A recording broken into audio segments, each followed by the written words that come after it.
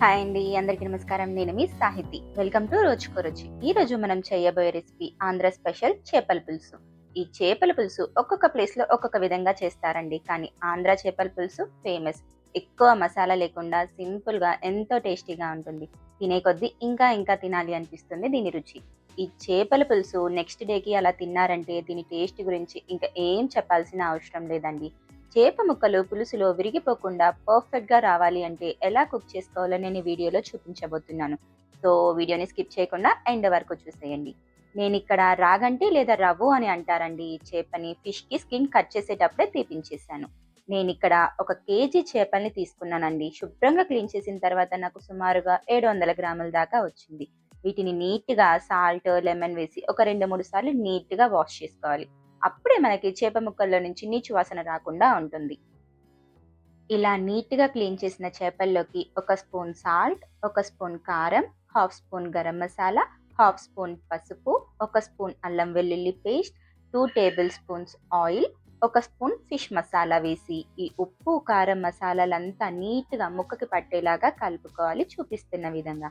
ఇలా చేయడం వల్ల ముక్క లోపలికి మసాలాలు వెళ్ళి తినేటప్పుడు టేస్ట్ చాలా బావుంటుంది. నెక్స్ట్ గ్రేవీ కోసం ఒక చిన్న ఉల్లిపాయి, ఒక మీడియం సైజు 4 టమోటాలు, ఒక పెద్ద బత్తాకాయ సైజ్ అంత చింతపండుని నానబెట్టుకొని పెట్టుకోవాలి. సుమారుగా నేను ఇక్కడ 60 గ్రాముల చింతపండు తీసుకున్నానండి. ఇవన్నీ చిన్న చిన్న ముక్కలుగా కట్ చేసుకొని మిక్సీలోకి వేసుకొని మెత్తగా మిక్సీ పట్టి పక్కకి పెట్టుకోవాలి.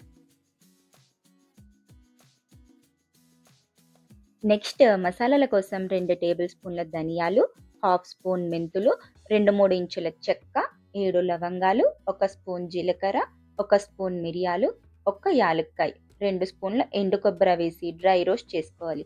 ఎక్కువసేపు ఏం అవసరం లేదండి. ఒక 3-4 నిమిషాలు మీడియం ఫ్లేమ్లో పెట్టుకొని రోస్ట్ చేసుకుంటే సరిపోతుంది. ఇప్పుడు స్టవ్ ఆఫ్ చేసిన తర్వాత 1 స్పూన్ గసగసాలు వేసుకోవాలి. గసగసాలు వేయించాల్సిన అవసరం లేదు, ఈ వేడికే వేగిపోతాయి.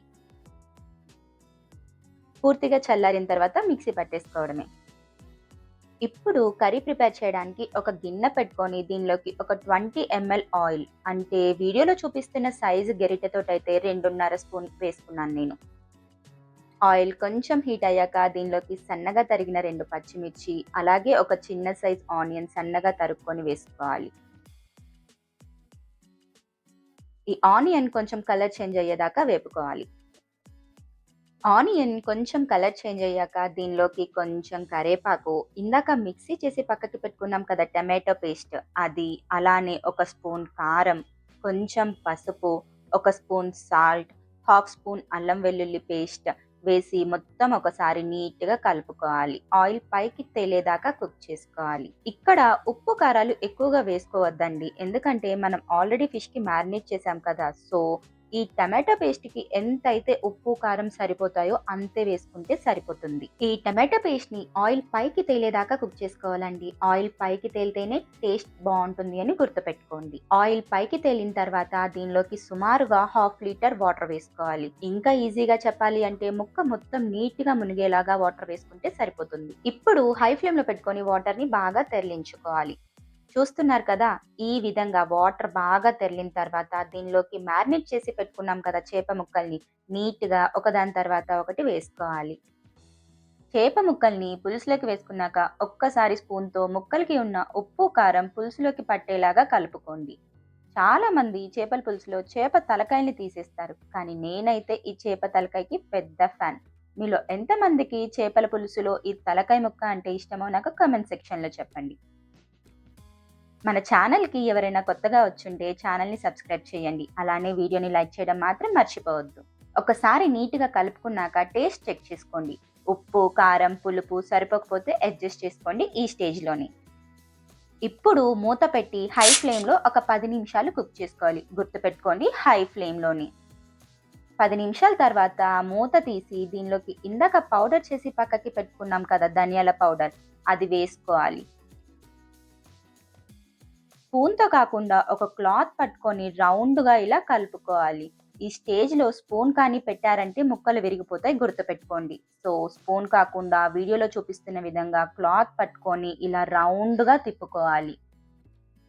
ఈ ధనియాల పొడి పులుసులోకి కలిసిన తర్వాత మళ్ళీ మూత పెట్టి మరో 15 నిమిషాలు లో టు మీడియం ఫ్లేమ్‌లో పెట్టి కుక్ చేసుకోవాలి.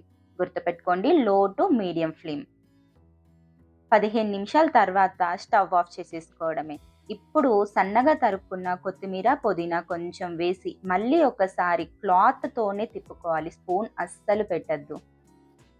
ఈ చేప ముక్కల్ని ఉడికించడానికి టోటల్ టైం 10 నిమిషాలు హై ఫ్లేమ్‌లో, 15 నిమిషాలు లో టు మీడియం ఫ్లేమ్.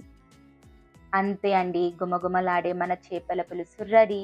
దీన్ని వేడి వేడిగా తినడం కంటే ఒక 4 గంటలు పక్కకి పెట్టి తిన్నారంటే పులుపు ముక్కలకి పట్టి టేస్ట్ చాలా బావుంటుంది. మీరు తినే ప్రతి ముద్దలో మీకు ఆ పులుపు ఫ్లేవర్ తెలుస్తుంది. ఇలాంటి మరెన్నో మంచి మంచి రెసిపీస్ కోసం మన ఛానల్‌కి ఇప్పుడే సబ్స్క్రైబ్ చేయండి. అలానే వీడియో కానీ నచ్చినట్టయితే మీ ఫ్రెండ్స్ అండ్ ఫ్యామిలీతో షేర్ చేసుకోండి.